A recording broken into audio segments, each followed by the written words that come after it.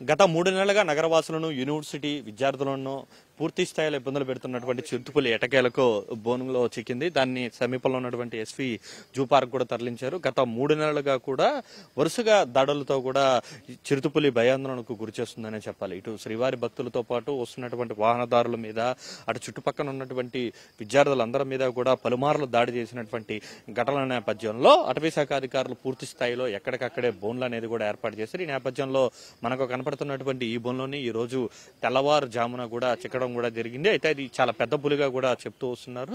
ఆ చిరుతపులిని సమీపంలో ఉన్నటువంటి ఎస్వి జూ పార్క్ తరలించారు. ఆ తర్వాత దానిని ఏదైనా అటవీ ప్రాంతంలోకి తీసుకెళ్లి వదిలిపెట్టేటువంటి అవకాశం ఉంటుంది. అయితే గత కొద్ది రోజులుగా కూడా ఒక వాహనదారుణ్ణి ఎస్పీ జూ పార్క్ రోడ్లో వెళ్తున్నటువంటి క్రమంలో వెనక నుంచి దాడి చేయబోయినటువంటి చరిత్ర కూడా ఇదే అనేటువంటి అనుమానాన్ని కూడా అటవీ శాఖ అధికారులు వ్యక్తం చేస్తున్నారు. అటు తర్వాత పలుమార్లు కూడా ఈ యొక్క జూ పార్క్ రోడ్లోని ఈ యొక్క చిరుతపులి అనేది కూడా సంచారం అనేది కూడా జరుగుతుంది. దానికి తోడు యూనివర్సిటీ ప్రాంతంలో ఎక్కువగా కూడా ఎస్పీ యూనివర్సిటీ, బేరిక్ యూనివర్సిటీ సహా ఇతర యూనివర్సిటీ సమీప ప్రాంతాల్లో కూడా పెద్ద ఎత్తున తిరుగుతున్నటువంటి నేపథ్యంలో వాటన్నిటి కోసం కూడా ఈ విధంగా ఇట్లా బోన్లు అనేది కూడా ఏర్పాటు చేశారు. ట్రాప్ కెమెరాలు అనేది కూడా ఏర్పాటు చేశారు. అయినప్పటికీ కూడా గత కొద్ది రోజులుగా కూడా కనిపించకుండా తిరుగుతున్నటువంటి చిరుతపులి మాత్రం ఈ రోజు తెల్లవారుజామున బోనుకు చిక్కింది. ఈ నేపథ్యంలో చిరుతపులిని వెంటనే కూడా సమీపంలో ఉన్నటువంటి ఎస్వి జూ పార్క్ తరలించారు. అక్కడి నుంచి ఇంకేదైనా అటవీ ప్రాంతంలోకి తీసుకెళ్లి ఆ చిరుతపులిని వదిలేటువంటి అవకాశం ఉంటుంది. అయితే ఇంకా 2-3 చిరుతపులులు